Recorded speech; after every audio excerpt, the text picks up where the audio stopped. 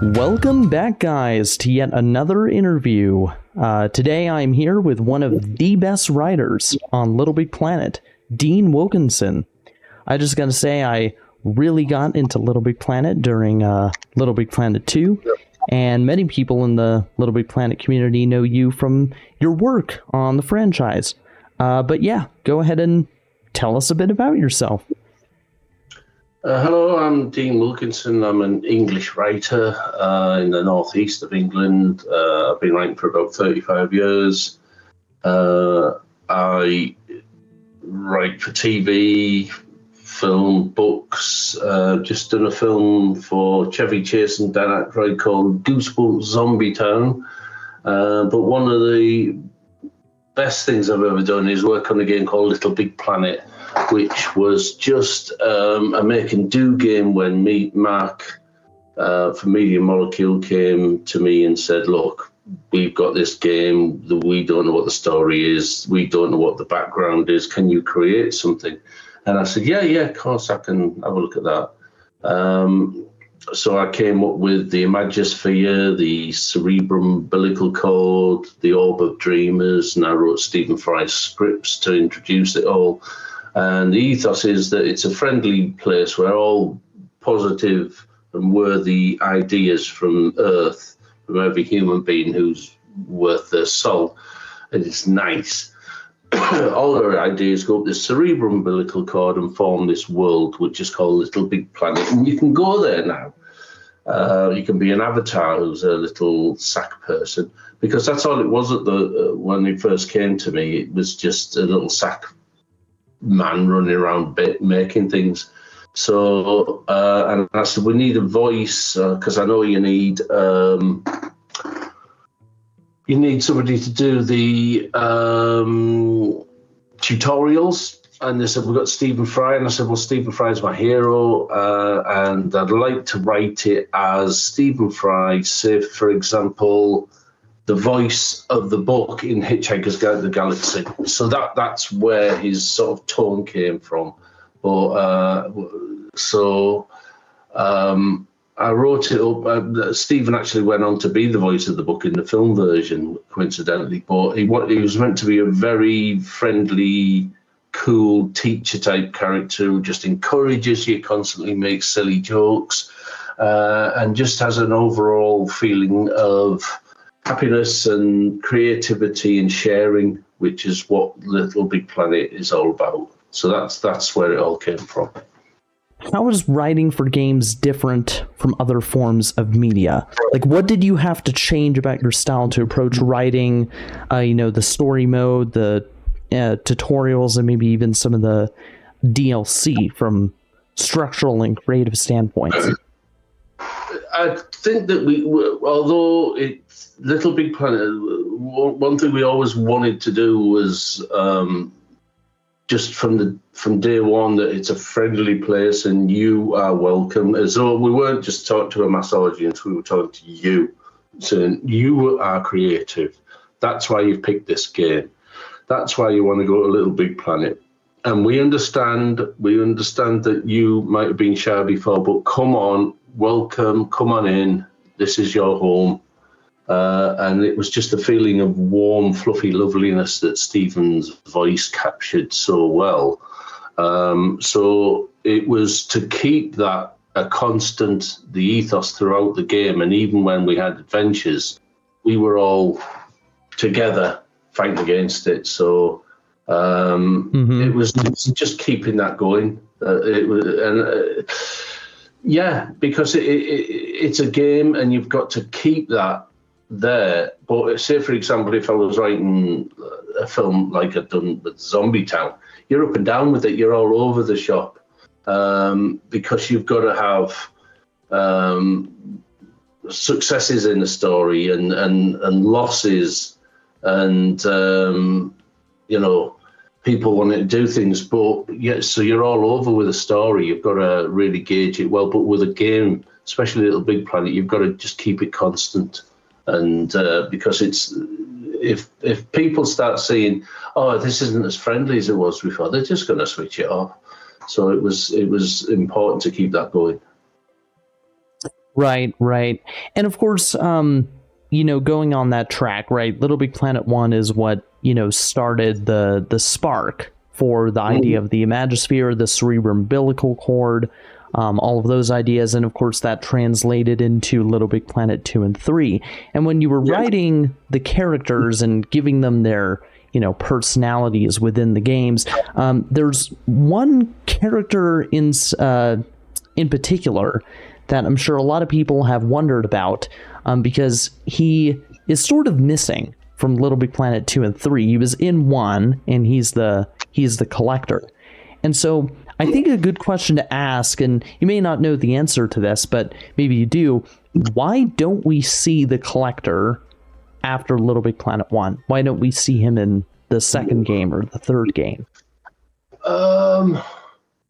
Probably because they were trying to, he didn't fit in with the narrative of the story, because I think they were going for bigger baddies, and like the Titans in 3 or whatever it was.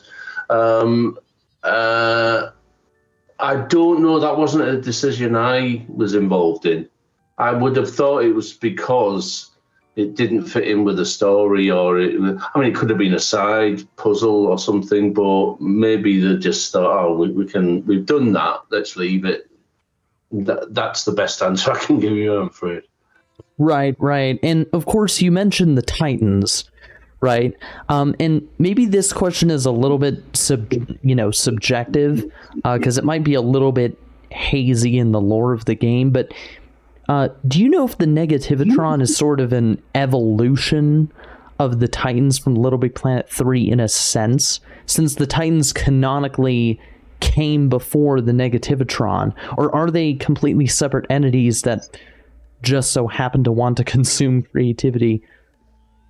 I think one of the things that they would have put in is there is a possible link to that, and if there's no, and it's something you do with canon, with worlds, for example.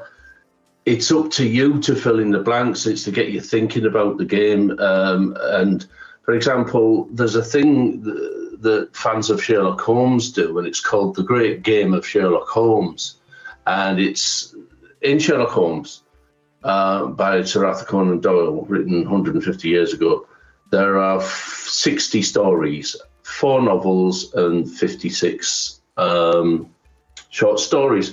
And so what they do is the great game of Sherlock Holmes is to try and match characters and events from different stories.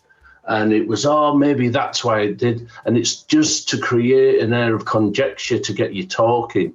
And I know for a fact I would love to, I would have put that in. I don't remember doing it with the Titans and the Negativitron, was it? I think so, but there will be elements in there to make you think, hang on, that's got something to do with that. It must have. And it's to keep the legend going, and it's to keep you talking about it. It is a clever sort of trope that writers use. For example, I'm writing some books at the moment where it's some are adults, some are kids, but there are elements where you can link them together, and it's for you to fill in the blanks. I'll just give a little subtle hint.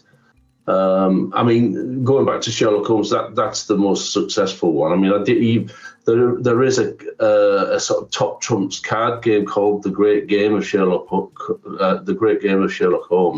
and that is for you to play top trumps stats game based on the original 60 stories, and to get you talking, to try and link the stories together. So yeah, I think that card game is out now. You can find it on Amazon. It's fascinating. It's just great for building up worlds and building up the whole lore, like the Marvel universe or Batman's universe, or it's to get you talking, the fans. Right, right. So that could leave questions that are sort of open to interpretation, like what happens to, odd sock, toggle, and swoop after Yeah, OBP3.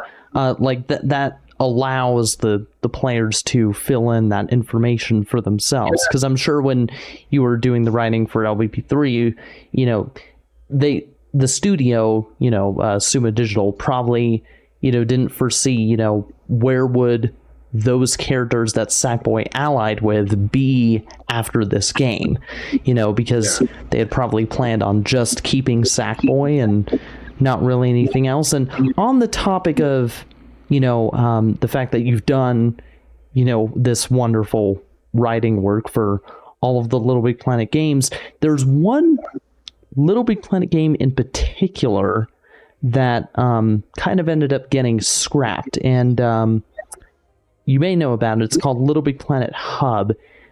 Did you happen to do any writing work for that, or was that kind of managed by other people? Was there even a story mode behind that game? I don't. I remember there was one that they were going to do, and it might have been that, but I've got such a shocking memory. It might have been that, but I don't think I was needed on because Stephen wasn't going to be on it, and I don't think there was much of a story, or that there probably wasn't, and it probably didn't happen because it had moved too far away from what the original source was, which was the stuff I created, the Imagisphere, and I mean, the game was already there. I didn't create the game, but the embellishments, such as the Imagisphere, the building up this community and its friendship, and I think there might have been some execs who tried to just take it in a different direction, and that killed that off. There was very nearly a Sackboy detective show, an animation that I came up with and wrote, and it was to do with Sackboy being swapped in an alternate dimension, and this rather cool Sackboy came through, and it was like a not Scooby-Doo, but he was going around having adventures, and but it was all to do with sharing and encouragement. That even though it had been, I'd taken it away from the original, I still had to have elements of it to make it Little Big Planet, otherwise it could have been any characters. And they were really interested right up until a certain point, and then that just got scrapped, which is the way in show business. You can work for ages and be paid, and get your hopes up, and then all of a sudden somebody at the top says no, and that's it, it's gone. 2 years down of work down the drain. So yeah, that could have been great. Right, right. And of course, going on that track, like in terms of, things being scrapped and maybe, things being used for other sorts of ideas in the future, do you happen to know if there was any talk when you were doing the writing for Little Big Planet of using Little Big Planet's story for a movie in the future, or even another sequel? We talked about films. We talked about how we could expand it. One of them was they said, come up with some ideas for animation, like a quick TV show. And there probably was I think there was talk of a movie, yeah. But again, it probably just got scrapped. And the thing is, when you're a writer in today's, well, I've been doing it 35 years, it's all about spinning plates. So that would have been an exciting thing for me to be working on a Little Big Planet film, or a Little Big Planet animation show, or even another game. But at the same time, that it just takes one executive who just doesn't get it, and they can say no, and they're like sheep. They'll all go, okay, no, right, it's all gone now. So even though you might have been getting paid, which is great, your dream doesn't come to fruition. So at the same time, a writer like me, you've got to be writing books, you've got to be coming up with brand new ideas for totally different to this, for games, for TV shows, for films, for novels. So and it takes the pain out of, say, a Little Big Planet movie. You work on it, it gets scrapped. You've got to go, okay, yeah, move on straight away. I've got these other plates I'm spinning. So, and because of that mindset that you've got to have for that, you'll forget about that. I'd have to really go through my files to see what was proposed and what we came up with. So I don't know. The Hub thing, movie, probably, I can't remember.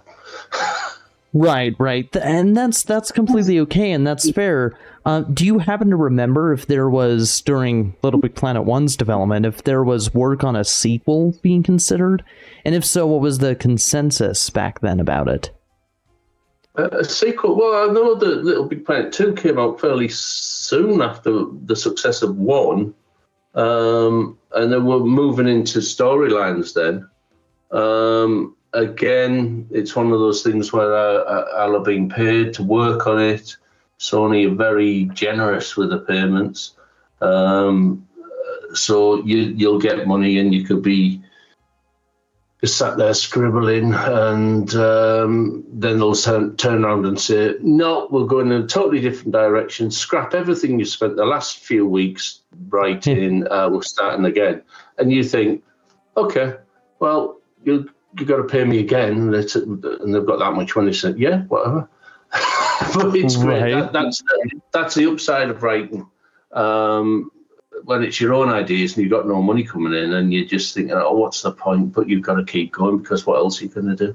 But I do, again, it's because of that mindset. I don't know. I mean, I know that they were planning 2 fairly quickly after 1. Right. And so, in terms of just Little Big Planet's writing as a whole for all of the games, how do you think Little Big Planet as a franchise would have turned out had you not decided to work on it? I'm sure somebody would have come up with something, but I don't know. It was a kind of magic, because I really love Stephen Fry, and he's made me laugh since I was a teen, and to know I was writing for such an amazingly clever and funny man. And once I met Stephen, such a lovely bloke, absolutely lovely man. Time for everybody in the room. Not, he's a massive star, but it doesn't bother him. He wants to chat to whoever. Somebody brings him a cup of tea, he'll chat to them, because he's a nice bloke. So, and I think my style of writing, which was so dedicated and in love with Stephen's work, it did work, and it gelled really nicely. Both Stephen and I massive fans of Hitchhiker's Guide to the Galaxy, so we could work well together and tweak stuff and just say, well, we can't be the voice of the book in Hitchhiker's Guide to the Galaxy, but we do want to have that feeling. And I think he just got it straight away, and just, he wasn't the voice of the book, but he knew that's where the idea came from. So it's very Hitchhiker's Guide to the Galaxy, very English. Both things are very English. And I think it just really showed. I mean, Stephen and I are very English, so, even though we're different parts of the country. And I think it worked well. It was just the really sweet, lovely, fluffy Englishness of it that made the magic. And it was such an honour to have worked in it. And if Sony or Mark or Medium Molecule are wanting to do something new with it, please, even if you don't involve Steve or myself, just take it back to the beginning. That's what made it so beautiful. It was a game where people who just didn't feel part of a crowd but were creative and just didn't want to, shy. It was one of those things, come on in. You come on in here. We've been expecting you. It's all right. We're your mates. And that's what it needs to get back to. Even, just do that. Make it lovely again. Right. So I assume you think that, a new Little Big Planet game should be in order, right? For that to happen, for Little Big Planet to resurface in some form so that people can reminisce and come back to, what was given to them. It was, I get people all the time. I've been working in some schools lately and talking to people. One of my daughters is 23, and she's at art college, very creative, and all her friends, whenever they say, "Oh, I used to play this game called Little Big Planet. It was my childhood," and Alice says, "My dad wrote that. He didn't come up with the original idea, but he fleshed it out and created the Imagisphere and the Orb of Dreamers and wrote Stephen Fry's scripts," and they go like, "Nah." But yeah, it's such an honour to have been part of it. But Sony, if you're going to do it again, go back to basics, go back to the blackboard, and get that lovely fluffiness back to it, that warm, friendly feeling. Right. And when Little Big Planet, because I'm sure you know about the server shutdown with Little Big Planet, where, or maybe you don't, the servers for Little Big Planet, the online servers, shut down about, I think it was a year ago at this point. The official servers are gone, so people aren't able to officially publish content or play with other people anymore. We do have private servers now that allow people to do that, but considering that Little Big Planet has been a big part of your life, and of course my life and many others, how do you feel about the fact that the official servers were shut down, that they were attacked and brought down? Attacked, were they? What do you mean? Attacked. Yeah, there were some DDoS attacks that were done, network attacks by hackers that shut down the servers, and they just couldn't be recovered. Oh, that's a shame. Well, I just think it needs a reboot, but not so much of a reboot. It's not Little Big Planet anymore. It was just a game you could immerse yourself in, and it needs to come back because it was just friendly and nice and all to do with sharing your creativity. I'm sure they could do it now a lot. I don't know about the technical stuff with games. I haven't got a clue. But I'm sure they could easily get a new Little Big Planet going, and just get a whole. I mean, they're going to have all the masses of the kids who've grown up and got kids now, and imagine that if you played Little Big Planet back in the day, and now you've got kids, and suddenly a new version comes out, but it's very much similar. That's just great for mums and dads to do something with the kids, and bringing people together. That's Little Big Planet, bringing people together. It would be magical. Right. Like, for example, Sackboy Big Adventure 2, if that came out, because you of course, did you do some of the writing for Sackboy Big Adventure by any chance? Yes. Was that the last? Yeah. Yeah, that was the most recent so far. Yeah. Yes, I did. Sackboy's Big Adventure.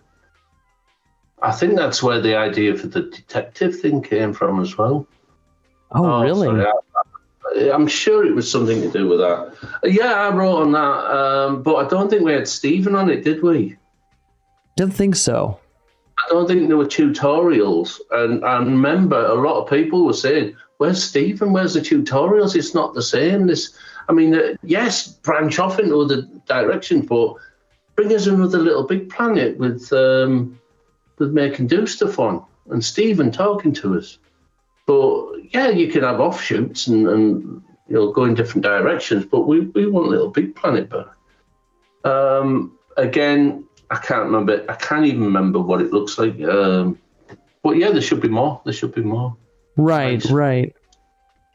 Yeah, and I absolutely agree. And of course, about Stephen Fry specifically, when you were doing the writing for Little Big Planet 3, right? I'm sure you may remember that a different guy was appointed to do the voice acting for the tutorials. His name is David Dino. Does that ring any bells? No. Yeah, so David Dino replaced Stephen Fry in Little Big Planet 3 for the voice acting. Was that just in America, though? I'm pretty sure that was for all of the releases of the game for Little Big Planet 3.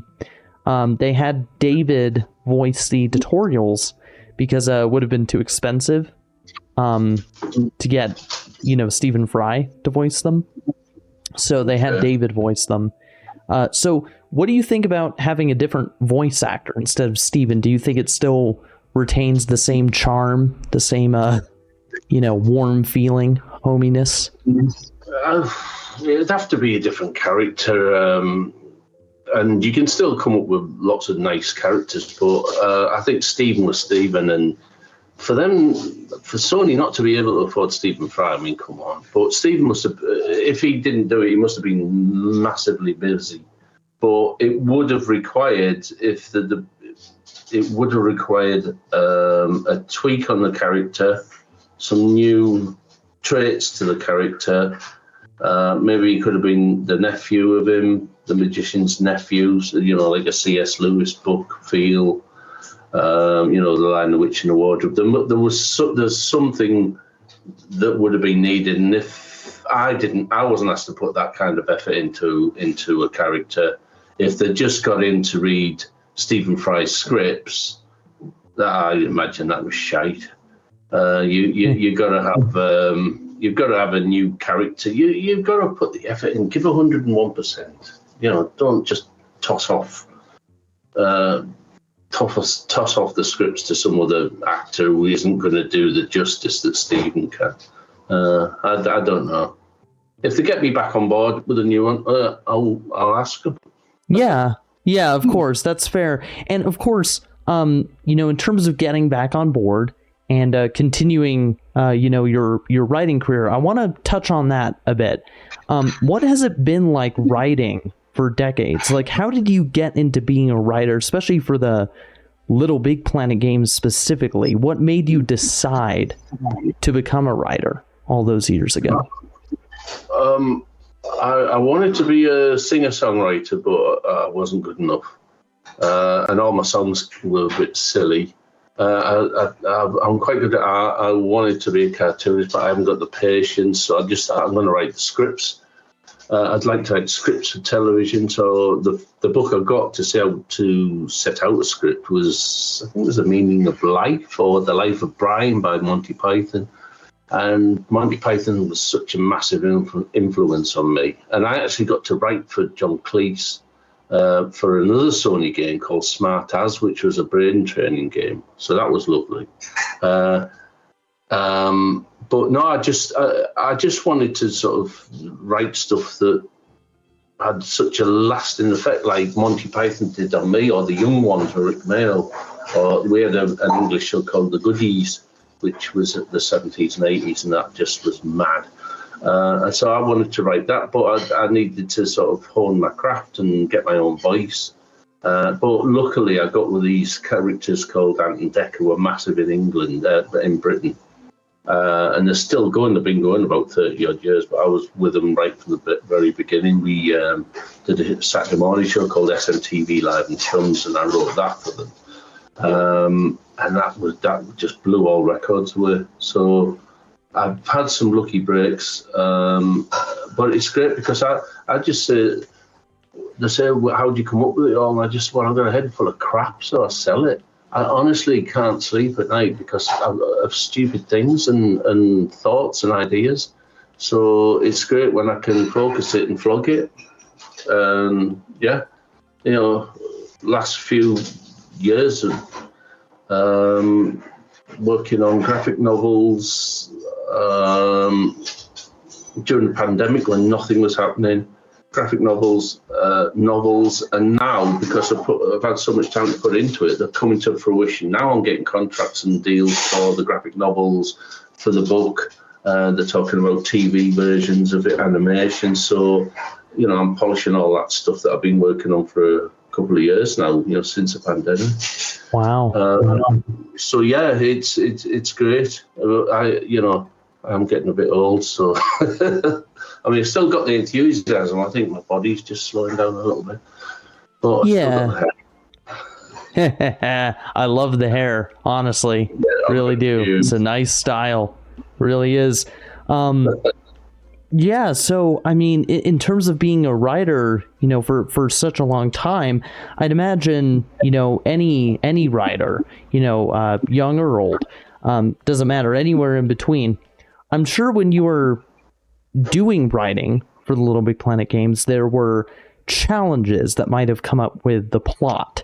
Right. And so this question kind of deals with that. Like, what challenges did you face doing the writing, and what were maybe some of your most rewarding moments? Specifically, what times can you recall where you included something in the writing for the story mode or tutorials and had to change it later because it didn't fit, such as how Avalon in Little Big Planet 2 went from being a villain to an ally during development? I can't think of any specific ones, but it was nice to, even when you got the story mode through, and they said, oh, this is how we want it to do it, but it needs little characters with embellishments and flourishes, and that was fantastic for me because, I could put in names and things that meant something to me. Like there was a character called Zom, who is from a Gary Newman song. I'm a massive Gary Newman fan.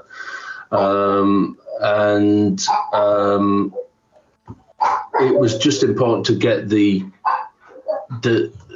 as much out of every little character as I could, where you thought, oh, why is he like that? Why is he doing that? And it's very Monty Python. Like one of them just suddenly have this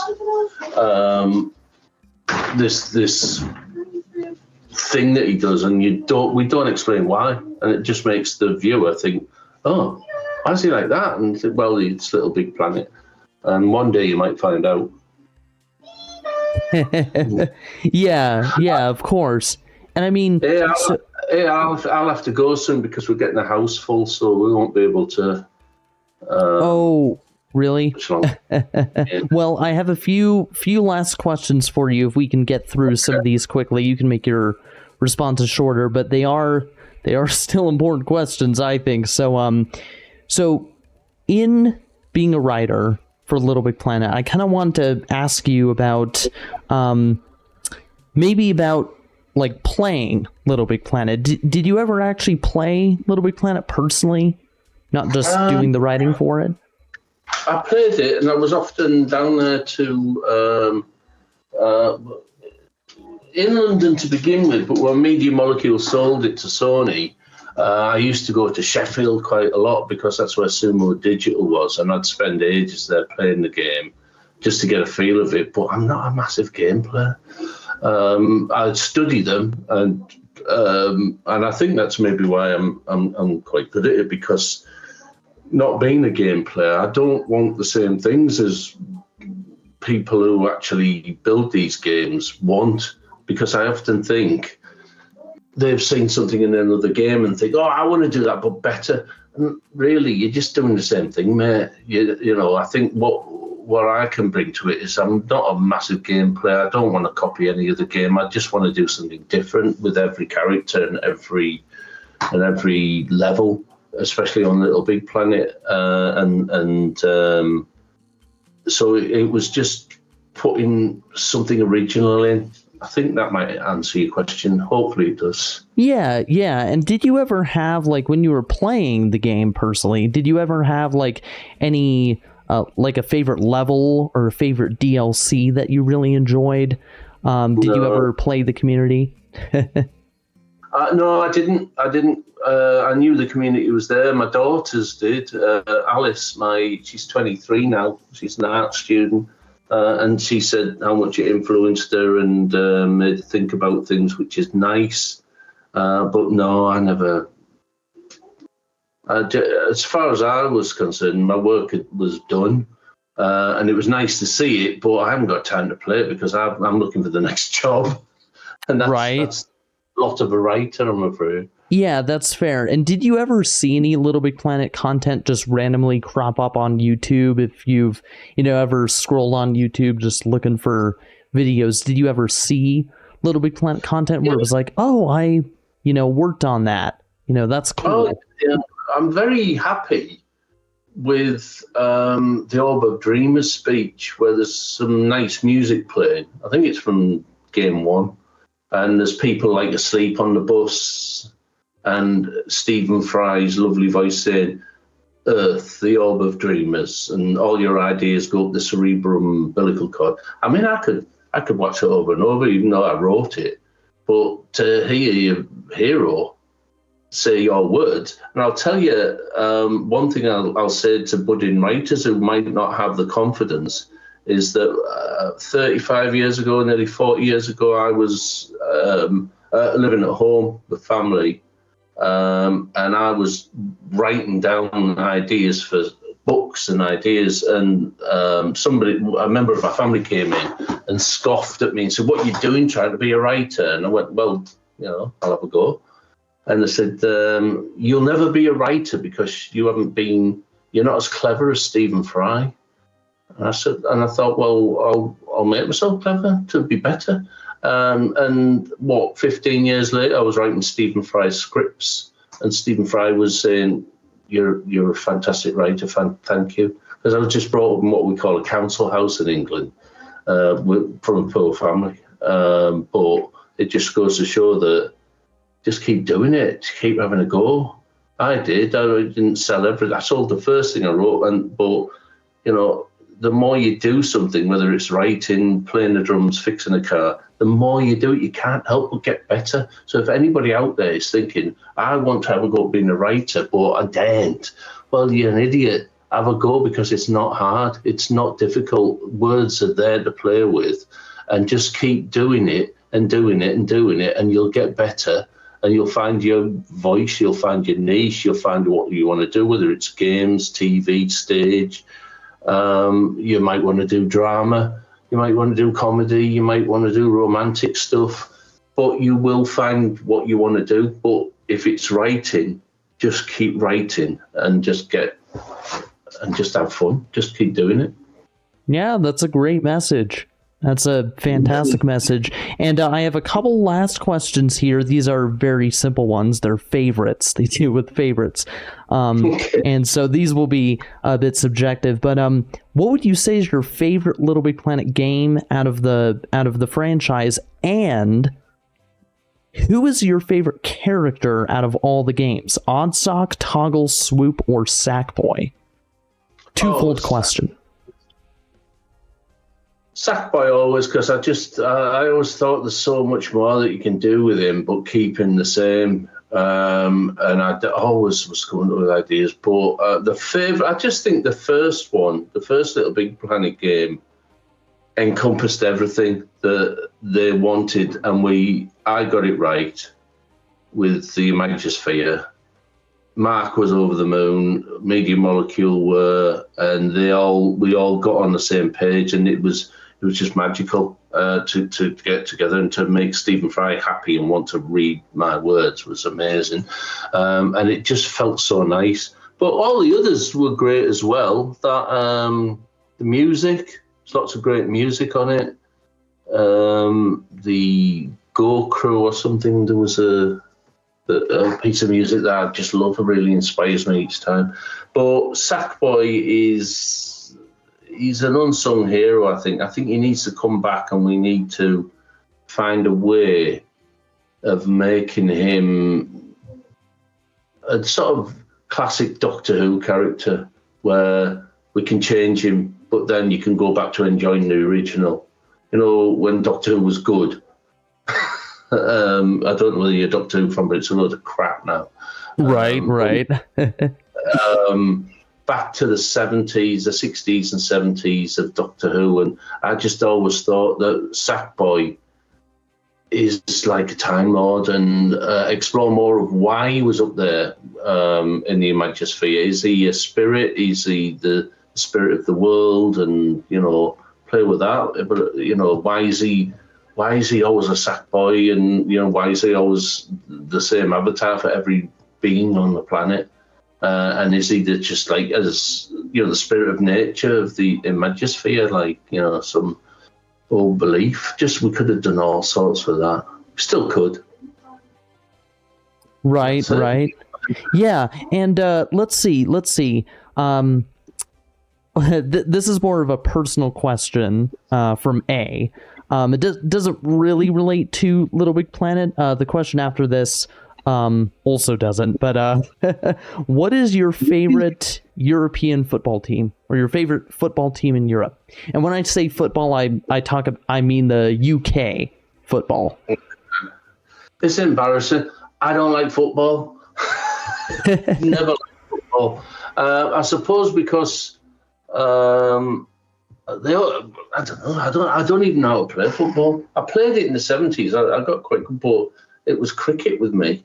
And now the only sport I ever excel at is a game called snooker, which is quite a British game. It's got like a big version of pool. But because of where I live near a place called Middlesbrough. There's a team called Middlesbrough, so because I'm a Teesside, I probably have to say Middlesbrough. But I don't understand football. I don't understand the attraction. I couldn't play football. I didn't want to play football as a kid. I had about 6 weeks where I was good, but I was always the one at the back reading Doctor Who books and Sherlock Holmes books, and the one who was good at art. So I don't know anything about football. Is my basic answer. Yeah, that's understandable.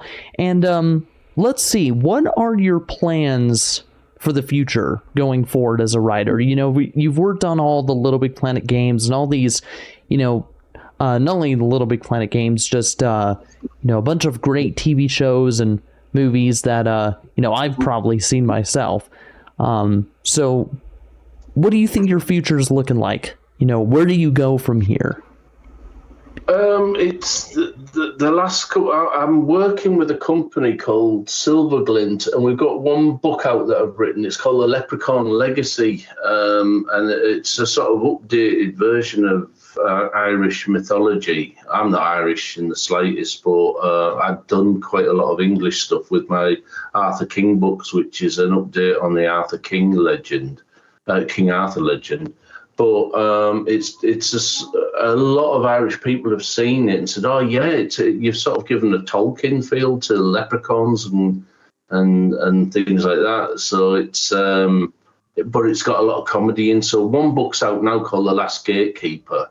The second one, The Traps of Time, is about to be released. So that's and we're in talks with companies in Ireland who really want to do film versions of it. So that is The Leprechaun Legacy. If you type Dean Wilkinson into Amazon, you'll see my author's page. But have a look for The Leprechaun Legacy, The Last Gatekeeper. It's proved massively popular, and it's just nice, friendly comedy. But there's some scary bits in, but laugh out loud stuff. So yeah. Cool. All right, Mr. Wilkinson, I've got one more thing for you. This may be a hard question, but it's the simplest we have. Which is better, Coke or Pepsi? Pepsi, definitely. The adverts were cooler in the 70s, and Pepsi just always seems to be. I'm diabetic, so it always has to be sugar-free. But Diet Pepsi, ice cold on a hot day. Not that we get them in England, but is so much more refreshing than Coke. Yeah, Pepsi. Yeah, that's fair. That's fair. Honestly, for me, it's Coke. I love Coke. Yeah. In fact, I love both Coke and Pepsi. I remember I told Kenneth the Young, he was the composer on Little Big Planet. I told him I tend whenever I used to go to restaurants when I was younger, I would actually mix Coke and Pepsi together. All right. Into one drink. Oh, it was a bit witchy. That's what he said. Like a cauldron. I tell you what, I absolutely love Dr. Pepper.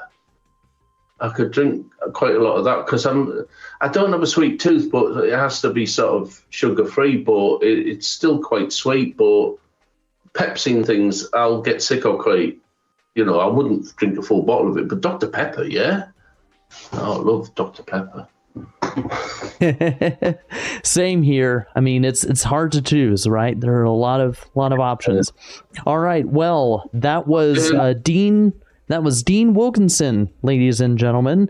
So yeah, stay tuned for more interviews and content coming on the channel. We will be posting more in the coming weeks, and it's going to be a really exciting time for the channel. So thank you very much for coming on, Dean. It was a pleasure to have you. Lovely to meet you. Absolute pleasure. Thank you. Yes, of course. All right. Well, stay tuned, people, and we'll see you next time. Peace.